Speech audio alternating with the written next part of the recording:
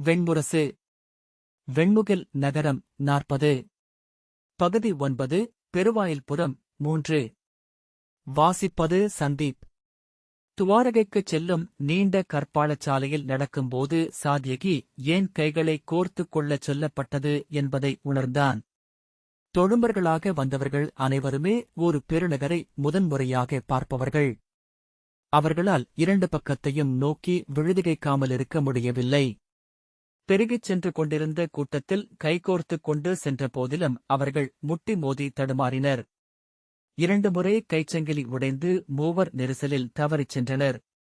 பின்னால் வந்த வீரர்கள் அவர்களைப் பிடித்து மீண்டும் மந்தையில் சேர்த்தனர். சாத்யகியும் இருபக்கங்களையும் நோக்கியபடி வந்தான்.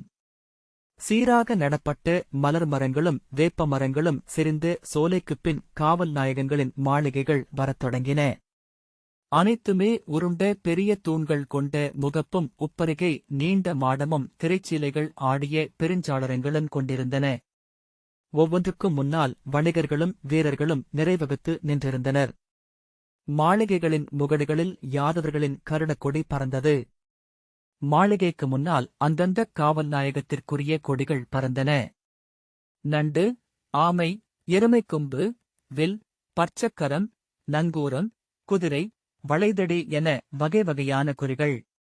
ஒவ்வொன்றிற்கும் தனிப்பொருள் இருக்கும் என சாத்யகி எண்ணிக்கொண்டான். துவாரகை உயரமான குன்று என்பதை சாத்யகி சற்று நேரம் கழித்தே அறிந்தான். முழுக்குன்றும் நகரமாக மாறியிருந்தது. பாலையின் நிரப்பையே சார்ந்த தோரணவாயிலுக்கும் முகப்புச்சாலைக்கும் அப்பால் அரையாள் உயரத்தில் 2வது அரசுபாதைச் சுற்று இருந்தது. மக்கள் செல்ல மிக நீளமான 12 படிகள் மையத்தில் இருக்க இருபக்கமும் பாதையே வளைந்து சுழன்று மேலேறிச் சென்றது. அதில் வலப்பக்க வளைவில் தேர்களும் புறவிகளும் செல்ல இடப்பக்கம் வழியாக வண்டிகளும் பொதிவிலங்குகளும் சென்றன. வலப்பக்கப் பாதை நேராக அரசு வீதியின் பெருமுகப்பை அடைந்தது. இடப்பக்கப் பாதை அங்காடிகளை நோக்கிச் சென்றது. அங்காடியிலிருந்து போரோ பெருவிழவோ நிகழ்வது போல முழக்கம் எழுந்து கொண்டிருந்தது. தொலைவில் என எழுந்த கடலோசையுடன் அது முழுமையாக இணைந்து ஒலித்தது. துவாரகைக்கு மேல் கடல்துமிகள் பொழியும் என்பது வெறும் கதை என சாத்யகி உணர்ந்தான். கடல் மிக ஆழத்தில் எங்கோதான் இருந்தது என தோன்றியது. அங்கிருந்து ஓசை கூட பெரிதாக மேலெழவில்லை. கடலோரமாகவே அங்காடிகள் அமைந்திருந்தன. அங்காடிகளிலிருந்து சாலைகள் இறங்கி துறைமுகம் நோக்கி செல்லக்கூடும். சாத்யகி அதுவரை கடலையே பார்த்திருக்கவில்லை. அவன் பார்த்த காம்பிலியத்தின் கங்கை துறைமுகமே நெடுநேரம் அவனை திகைத்து நெஞ்சமையச் செய்தது. இதைவிட 1000 மடங்கு பெரியது துவாரகையின் துறைமுகம். இங்குள்ள அத்தனை படகுகளையும் அள்ளி அங்கு வரும் ஒரு பீதர் நாவாயின் உள்ளே வைக்க முடியும் என்றார் அவருடன் நின்று காம்பிலியத்தை பார்த்து முதிய யாதவரான பிரதீபர். அரசப்பெரு வீதியின் இருபக்கமும் 7 அடுக்கு மாடங்கள் நிறைவகுத்திருந்தன. முதல் பார்வைக்கு அவை ஒன்று போலிருக்கும்படி கட்டப்பட்டிருந்தாலும் மெல்ல மெல்ல அவை ஒவ்வொன்றும் ஒவ்வொரு முகம் கொண்டவை என சாத்யகி கண்டு கொண்டான். மிகப்பெரிய உருண்டதூண்களை அவன் கூர்ந்து நோக்கினான். அத்தனை பெரிய மரங்களை எங்கிருந்து கொண்டு வந்தனர் என எண்ணி வியந்த பின்னர்தான் அவை மரங்களல்ல சுதை பூசப்பட்ட செங்கல் தூண்கள் என தெரிந்து கொண்டான். தூண்கள் லவணர்கள் வாசிக்கும் இரட்டை புல்லாங்குழல்கள் போல இணைந்து நின்றிருந்தன. தூண்களுக்கு மேல் அமைந்திருந்த உத்தர முகப்பில் கன்னம் கொழுத்த குழந்தைகளும் பெண்களும் குவிந்த உதடுகளுடனும் சுருள்முடிகளுடனும் செதுக்கப்பட்டிருந்தனர். அவர்களுக்கிடையே இருந்த இடைவெளியே சுருண்டு சுருண்டு பரவிய அவர்களின் ஆடைகள் நிறைத்திருந்தன. அவனுடன் கைகோர்த்திருந்த கரிய மலைமகன் அவை பூதங்கள் யாதவரே. இரவில் இந்த மாளிகைகளின் கதவங்களை மூடிவிடுவார்கள். நுண்சொற்களின் கட்டவிழ்ந்ததும் இவை அனைத்தும் எழுந்து காற்றை நிறைத்து இத்தெருக்களை காவல் காக்கும் என்றான். ஆனால் அவை அழகியவை. இளம்பெண்களும் குழந்தைகளும் என்றான் சாத்யகி. ஆம், அவை பகலில் அப்படித்தான் தோற்றமளிக்கும். இரவில் அவை கொடுவுரு கொள்ளும். அவற்றின் உதடுகளைப் பாருங்கள். அவை தப்பி ஓடும் அடிமைகளின் குருதியை உறிஞ்சுபவை. அவனுடைய பெரிய வெண்ணிற விழிகள் ஒடுங்கிய கரிய முகத்தில் பிதுங்கித் தெரிந்தன. இரவில் உதிர்ந்த களாப்பழங்களைப் போல அவர்களின் உடல்களை காலையில் அள்ளி வண்டிகளில் கொண்டு செல்வார்கள். அங்கே துறைமேடைகளுக்கு அப்பால் ஒரு பெரிய கடல்பாறை உள்ளது. அங்கு கொண்டு சென்று சடலங்களை போட்டு விடுவார்கள். நீள்கழுத்து கழுகுகள் அவற்றை கொத்திக் கிழித்துண்ணும். பழகிய கழுகுகள் அவை. அவற்றைத்தான் இங்கே செய்திப் பறவைகளாக பயன்படுத்துகிறார்கள். இவற்றை எங்கிருந்து அறிந்தீர் என்றான் சாத்யகி. யாதவரே, நான் தட்சிணமாளவத்தின் காட்டிலிருந்து வருகிறேன். நாங்கள் வராலத மலைக்குடியினர். நாங்கள் 160 பேர் அங்கிருந்து கிளம்பினோம். 48 நாட்கள் காடுகளிலும் பாலையிலும் நடந்தோம். இங்கு 76 பேர் மட்டுமே வந்து சேர்ந்திருக்கிறோம் என்றான். சாத்யகி வியப்புடன் திரும்பி பிறரை பார்த்தான். அவனைப் போலவே பெரிய வெண்ணிற விழிகளும் சிறிய கருமுகமும் கொண்டிருந்தனர். என் பெயர் கரன். எங்களில் நான் மட்டுமே தொல்மொழி பேசுவேன். மலைகளில் வாழ்கையில் மாளவ வணிகர்களிடம் மலைப்பொருள் விற்றுக் கொண்டிருந்தேன். இங்கு வரும் வழியெல்லாம் இக்கதைகளைத்தான் கேட்டுக் கொண்டிருந்தேன். சாத்யகி அதன் பின்னரும் ஏன் இங்கு வந்தீர் என்றான். நாங்கள் செல்வதற்கு வேறு இடமில்லை. அங்கே மாளவர்களின் படைகள் எங்கள் காடுகளை கைப்பற்றிக் கொண்டிருக்கின்றன. எங்கள் குடிகள் சிதறிக் கொண்டிருக்கிறார்கள். சாத்யகி, நீங்கள் ஏன் அவர்களை எதிர்த்துப் போராடக்கூடாது என்றான். நாங்கள் எப்போதுமே போராடியதில்லை. காடுகள் எங்களுக்கு அதை கற்றுத்தரவில்லை. எங்கள் தெய்வங்கள் நாங்கள் போரிடுவதை விரும்பவுமில்லை. சாத்யகி, இங்கு இந்த அடிமைக்குறியை பெறுவதற்கா அத்தனை தொலைவுக்கு வந்தீர்கள் என்றான். அடிமை என்பவன் தன் உரிமையாளரால் பாதுகாக்கப்பட்டவன் அல்லவா என்றான் கரன். இங்கே நாங்கள் தேடுவது பசியற்ற வாழ்க்கை. சவுக்குகள் எங்களை ஆண்டாலும் எங்கள் உயிர் பேணப்படும் அல்லவா? பாதை மேலும் வளைந்து அடுத்த சுழலை அடைந்தது. மேலும் மேலுமென நகரம் ஏறிச் சென்று கொண்டே இருந்தது. கீழே நோக்கியபோது மாளிகைகளின் பல வண்ணக் கூரைகள் முதிர்காலையின் வெண்ணிற ஒளியில் மின்னிக் கொண்டிருப்பதைக் காண முடிந்தது. மேலே செல்லுந்தோறும் கடற்காற்றின் விரைவு கூடி வந்தது. சாத்யகியின் கூந்தல் எழுந்து பறந்தது. அவன் கைகளை விட்டுவிட்டு கூந்தலை அள்ளி முடிச்சிட்டுக் கொண்டான். ஒரு வீரன் கைகளை விட்டுவிடாதே என்று எச்சரித்தான். துவாரகை அப்போதுதான் மெல்ல மெல்ல விழித்தெழுந்து கொண்டிருந்தது. அது துயிலாநகரம் என்று யாதவப் பாடகர்கள் சொல்வதுண்டு.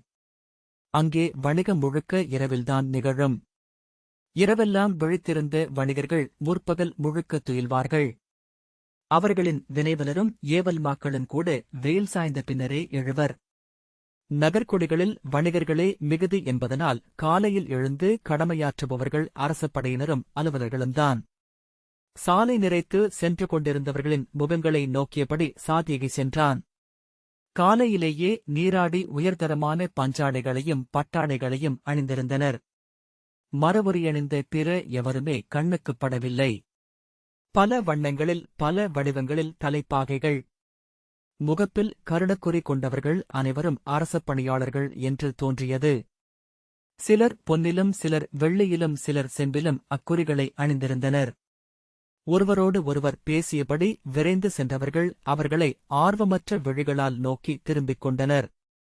மாளிகை முகப்புகளெல்லாம் சிறு முரசுகள் அமைந்த மேடைகளில் கொம்பூதிகளும் கோல்காரர்களும் அமர்ந்து பேசிக் கொண்டிருந்தனர். செந்நிறமான புருவங்களும் பச்சைப் பளிங்கு விழிகளும் புண்போன்ற வாய்க்குள் கூழாங்கல் நிறப்பற்களும் கொண்ட யவனக் காவலர்கள் தங்கள் யவன வேல்களைப் பற்றியபடி துயில் எஞ்சிய விழிகளுடன் காவல் நின்றனர். அவர்களை பணிவிடுவிக்கும் பகல் காவலர்கள் வந்திருக்கவில்லை. சாலையில் எங்கும் யானைகள் இல்லை. துவாரகையிலேயே யானைகள் கண்ணுக்குப் படவில்லை என அதன் பின்னர்தான் உணர்ந்தான். அங்கே நின்ற பச்சை மரங்கள் அனைத்துமே நட்டு வளர்க்கப்பட்டவை. புல்வெளிகளும் காடுகளும் இல்லாத அவ்விடத்தில் யானைகளுக்கு உணவு கொடுப்பது கடினமாக இருக்கலாம். அப்படியென்றால் துறைமேடையில் பொதிகளை நாவாய்களில் எப்படி ஏற்றுகிறார்கள்? யானைகள் துறைமுகத்தில் மட்டும் இருக்கலாம் என்று தோன்றியது.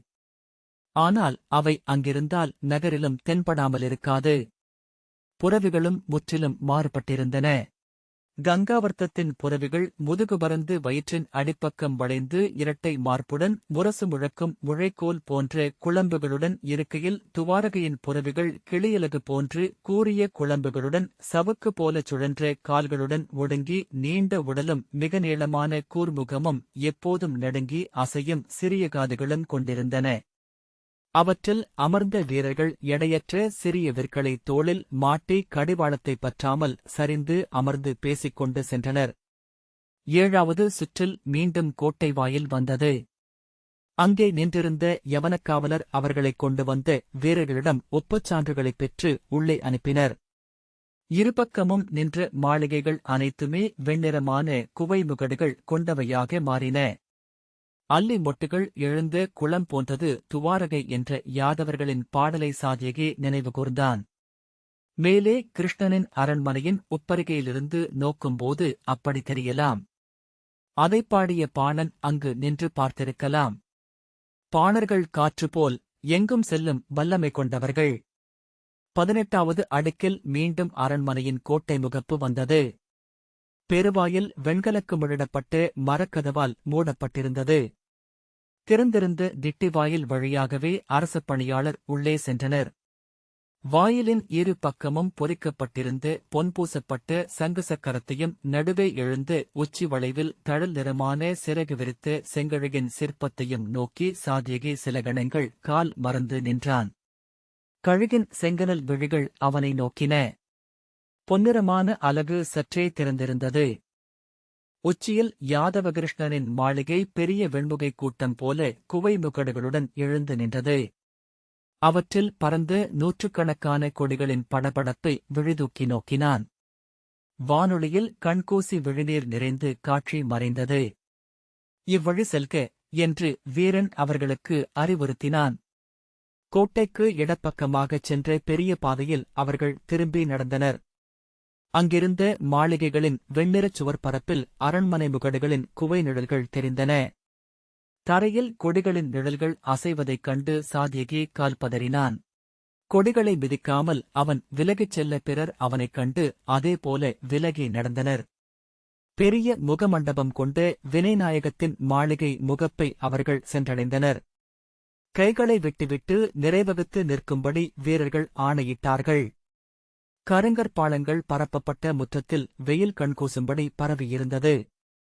வடக்கிலும் கிழக்கிலும் கீழே மாளிகைகள் முகடுகளில் விரிந்த பீதர்களின் ஓடுகள் வெயிலில் மின்ன கங்கை நீர்ப்பரப்பின் அலைவழி போல தெரிந்தன.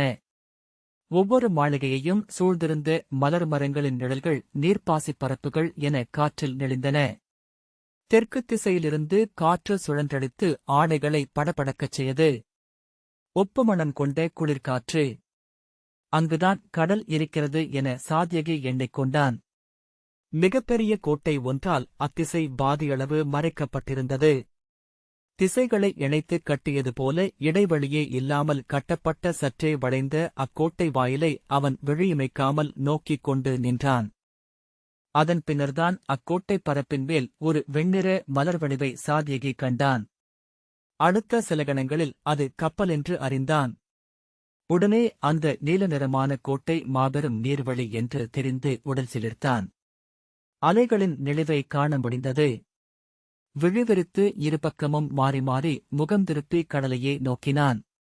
நூற்றுக்கணக்கான நாவாய்களை காண முடிந்தது. வெண்மலர் கொத்து போல ஏராளமான பாய்களை விரித்த பெருநாவாய்கள். இளஞ்செ நிறத்தில் பாய்கள் புடைத்த மரக்கலங்கள். இறகைத் தூக்கி ஒரு கழித்து நீந்தும் மீன் போன்ற அம்பிகள். ஒவ்வொன்றையும் அவன் பாடல்கள் வழியாக அறிந்திருந்தான். ஒவ்வொன்றும் வேறாக இருந்தன. பாடல் வரிகள் எங்கோ என ஒலித்தன. ஆனால் சில கணங்களில் அந்த வரிகளனைத்தும் அப்போது அங்கே கண்டவற்றால் பொருளேற்றம் கொண்டன. பெரிய கோட்டை என்றான் கரன். அது கடல் என்று சாதியகி சொன்னான். கடலா என்றான் கரன் திகைப்புடன். ஆம், அது நீர்தான்.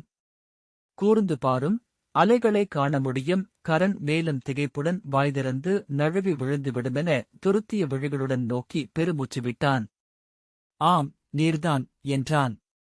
அது ஏன் அங்கே நின்றிருக்கிறது? ஏன் பெருகி வந்து இவ்விடத்தை நிறைக்கவில்லை? சாத்யகி அதற்கு என்ன மறுமொழி சொல்வதென எண்ணிய போதே கரன் யாதவ கிருஷ்ணனின் ஆணை. நீரையும் காற்றையும் அவன் ஆள்கிறான் என்றான்.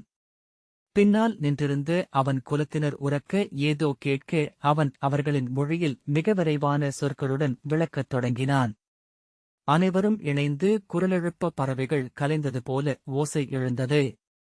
காவலன், ஓசையிடாதீர்கள். காவலர் தலைவர் வருகிறார் என்றான். அவர்கள் அதைக் கேட்டதாகத் தெரியவில்லை. சாத்யகி கீழிருந்து பெரிய கலம் ஒன்று புடைத்த பாய்களுடன் நீர்வெளியில் மேலேறுவதைக் கண்டான். அதன் பாய்கள் மட்டுமே மேலே தெரிந்தன. முழு உடலும் அலைகளுக்குள் மூழ்கியது போல தோன்றியது. உள்ளிருந்து நடுவயதான ஒருவர் விரைந்து முற்றத்திற்கு வந்து, சாத்யகி எங்கே? இங்கே சாத்யகி யார்? என்று கூவினார். சாத்யகி, இங்கிருக்கிறேன் அமைச்சரே என்றான். அவர் மணிக்குண்டலங்கள் அணிந்து நீண்ட குழலுடன் இருந்தார்.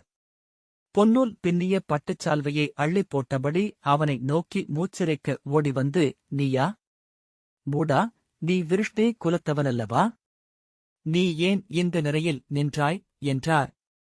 அவன் மறுமொழி சொல்வதற்குள் அவர் வந்து அவன் கைகளைப் பற்றிக் கொண்டார். நான் யாதவனின் தோழன் ஸ்ரீதமன். இங்கு முறையமைச்சன்.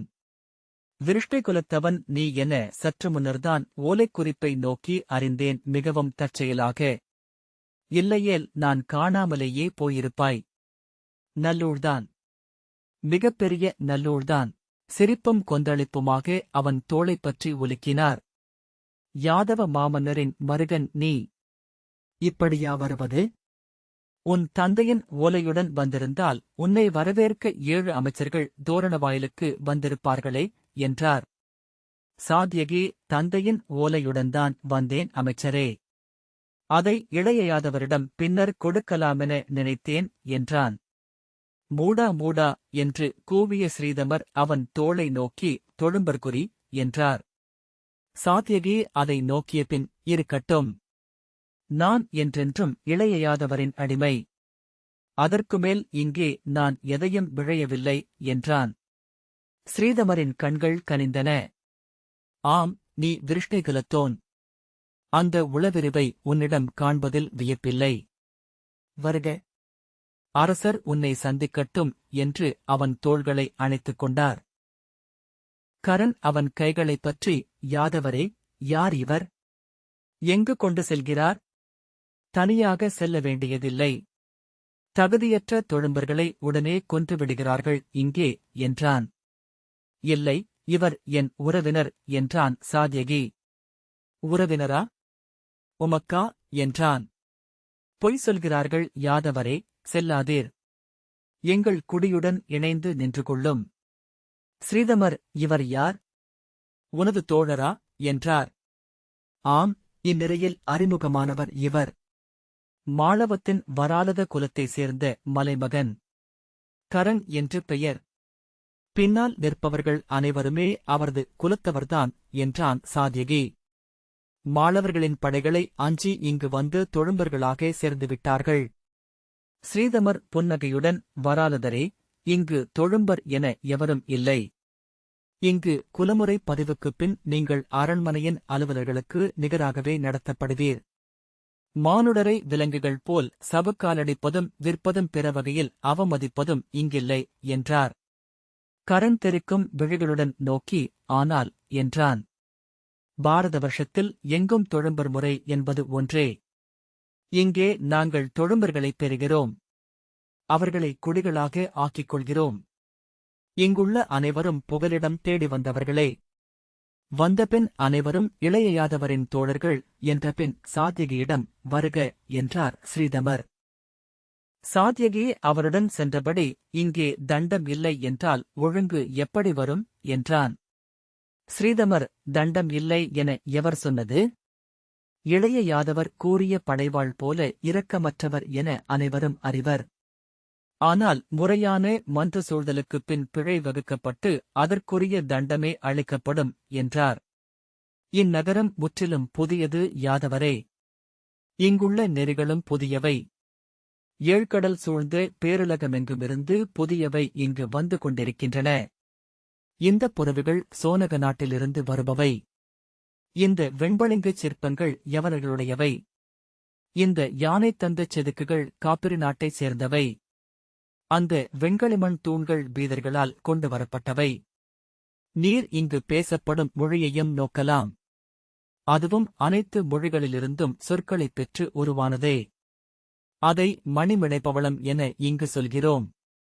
அவனை அவர் அருகே இருந்து இன்னொரு மாளிகைக்குள் செல்லும் நீண்ட இடைநாழி வழியாக அழைத்துச் சென்றார். ஒவ்வொரு நாளும் இந்நகரம் பெருகி வருகிறது. எத்தனை மக்கள் வந்தாலும் திகையாதபடி எங்கள் தேவைகளும் பெருகுகின்றன. இங்கு துவாரகைக்கு மேல் இன்று நாங்கள் மழைநீரை மட்டுமே நம்பி வாழ்கிறோம். வணிகம் பெருகி நகரம் விரிய விரிய கோடையில் குடிநீர் பஞ்சம் பேரிடராக உள்ளது என்று ஸ்ரீதமர் சொன்னார். தெற்கே 10 காதம் தொலைவில் இருக்கும் குரங்கசாகரம் ஏரியிலிருந்து நீர் மொண்டு நாவாய்களில் ஏற்றி இங்கே கொண்டு வருகிறோம். இந்நகரின் பெரும் செல்வமும் மானுட உழைப்பும் ஒவ்வொரு நாளும் அதற்காக வீணாகிறது. சாத்யகி அந்த மாளிகையின் விருந்த அறைகளை நோக்கியபடி சென்றான். ஒவ்வொரு அறையிலும் சுவடி நாயகங்கள் சொல்வதை 2 முழ உயரமுள்ள சிறிய சாய்ந்த பீடங்களுக்குப் பின்னால் தரையில் தோல் விரித்து அமர்ந்த கற்றுச் சொல்லிகள் தலைப்பாகை தெரிய குனிந்து வேதப்புல் ஏடுகளில் தூவல் முனைகளால் பளிங்கு குடுவையில் இருந்து மை தொட்டு எழுதிக் கொண்டிருந்தனர். எழுதப்பட்ட புல்லேடுகள் பலகைகளில் காய வைக்கப்பட்டிருந்தன.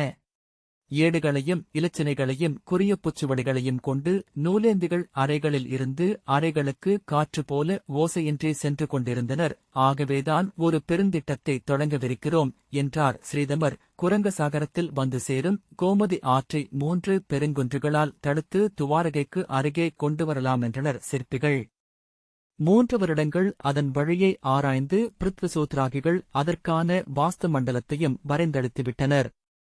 வினைவலர் சேர்ந்ததும் இந்தக் கோடையிலேயே பணிகளை தொடங்கிவிடுவோம். சாத்யகி ஆற்றை திசை திருப்புவதா என்றான். பொன்னிருந்தால் கங்கையையே திசை திருப்பலாம் இளைஞனே என்றார் ஸ்ரீதமர் சிரித்தபடி. அதன் பொருட்டே யாதவர் இங்கே தங்கியிருக்கிறார். இன்று உன்னை சந்தித்தால் அவர் மார்புறத்துவிக் கொள்வார். சாத்யகியின் உடல் குளிர் போல சிலிர்த்தது. நான் அவரை பார்த்திருக்கிறேன் அமைச்சரே. காம்பிலியத்தில் திருப்பதியின் மணத்தன்னேற்புக்கு சென்றிருந்தேன். அவர் தன் தமையனுடன் அங்கே வந்தார். நான் சென்று அவரை வணங்கினேன். தன் தோளைத் தொட்டு இதோ இங்கு அவர் தொட்டார். என்னுடன் வா என்றார். அவர் தொட்ட அந்த இடத்தில்தான் அவருக்கு நானும் என் குலமும் தொழும்பர் என சான்று குறிவைத்திருக்கிறேன். தன் அறைக்குள் சென்ற ஸ்ரீதமர் அங்கிருந்த பீடத்தில் அமர்ந்து கொண்டு அமர்க என்றார். சாத்யகி ஒரு கணம் தயங்க, இளையோனே, நீ அமர வேண்டிய இடம் மட்டும் அல்ல இது. உன் சொல் ஆள வேண்டிய இடமும் கூட என்று சொன்னார். சாத்யகி அமர்ந்ததும், இங்கு என்ன நிகழ்கிறதென்று நீ அறிந்திருப்பது நன்று. உனது உறவுகளால் நிறைந்துள்ளது இந்நகர். அறிந்திருக்க மாட்டாய் என்று ஸ்ரீதமர் தொடர்ந்தார். துவாரகையின் நிலம் 4 விரிந்து கொண்டிருக்கிறது இளையோனே. வசுதேவரின் தந்தை சூரசேனர் இப்போது யமுனைக் கரையில் மதுவனத்தில் இருக்கிறார். அவரது 2வது மைந்தர் காவுகர் அங்கே அரசாள்கிறார். மதுராவை வசுதேவர் ஆள்கிறார். உத்தர மதுராபுரியை தேவகரின் முதல் மைந்தர் தேவாலர் ஆள்கிறார். தேவகர் இப்போது இங்குதான் தன் மகளுடன் தங்கியிருக்கிறார். தேவாலரை நான் காம்பிலியத்தில் இளைய யாதவருடன் சந்தித்தேன் என்றான் சாத்யகி. என்னிடம் அன்புடன் பேசினார். இளைய யாதவரின் அணுக்கத்தவர் போல் அருகிருந்தார். ஸ்ரீதமர் புன்னகைத்து, ஆம், அவர் இதுநாள் வரை மன்னரின் மெய்க்காவலராக இருந்தார். தேவகர் ஓய்வு கொள்ள விழைந்தமையால் உத்தரமதுராவுக்கு அரசராக ஆனார். அவரது இளையோர் உபதேவரும் சுதேவரும் அவருக்கு துணையாக இருக்கிறார்கள். மகதத்திற்கும் யாதவ மண்ணுக்குமான எல்லைகள் அவர்களால் காக்கப்படுகின்றன என்றார். கோகுலத்தையும் 18 ஊர்களையும் நந்தகோபர் ஆள்கிறார். அஸ்தனபுரியின் பேரமைச்சர் விதுரருக்கும் தேவகரின் மகள் சுருதைக்கும் மைந்தரான சுசரிதர் அவருக்கு உதவுகிறார். கோகுலத்தின் அரசராக சுசரிதரே தொடர வேண்டுமென அரசர் விழைகிறார் என்றபடி ஸ்ரீதமர் ஒரு நூலை எடுத்தார். பூர்ஜ மரப்பட்டைகளை பட்டு நூலில் தொடுத்து உருவாக்கப்பட்ட அதில் 12வது சுவடியை விரித்து, இதோ உமது குலவரிசை உள்ளது என்றார். மதுராவை ஆண்ட ஹேகயகுலத்து மாமன்னர் கார்த்தவீரியரில் இருந்து மது பிறந்தார். மதுவிலிருந்து விருஷ்ணி. அவர் மைந்தர் யுதாஜித்தில் இருந்து விருஷ்ணிகுலம் எழுந்தது. யுதாஜித்தின் மைந்தர் சினி. சினியின் மைந்தர் சுகதி. அவரது குருதிவரி நக்தர், ஜயர், உபஜயர், குனி, அனமித்ரர், பிரஸ்னி என நீள்கிறது. பிரஸ்னியின் இருமைந்தர்களில் ஸ்வஃபால்கரின் மைந்தர் அக்ரூரர். சித்ரதரரின் மைந்தர் உனது தந்தை சத்யகர். முதியவரான அக்ரூரர் இங்குதான் இருக்கிறார். உனக்கு அவர் சிறிய தந்தை முறையாவார். அவரது 18 ஆயர்குடிகளையும் மைந்தன் தேவகர் ஆள்கிறார். சாத்யகி புன்னகை செய்து, இந்த குலவரிசையை நான் நினைவு கொள்வதே இல்லை அமைச்சரே. நான் சத்யகரின் மைந்தன். விருஷ்ணிகுலத்து யாதவன். அதை மட்டுமே அறிவேன் என்றான். ஸ்ரீதமர் இனிமேல் நினைவில் கொண்டாக வேண்டும் இளையோனே. நீ இன்று எளிய யாதவனல்ல, பாரத வருஷத்தின் மாமன்னர் ஒருவரின் மருகன். வாளேந்தி அவர் வலப்பக்கம் காக்கும் பொறுப்பு கொண்டவன் என்றார். சாத்யகி அது என் கடமை மட்டுமே என்றான். சுவடியை மூடி வைத்துவிட்டு, யுயுதானனே, நீ நீராடி புத்தாடை அணிந்து வருகையில் அரசரை சந்திக்க ஆவன செய்கிறேன் என்றார். மூத்தவர் பலராமர் இங்கில்லை. அரசமுறையாக அவர் மதுராவிற்கு சென்றிருக்கிறார்.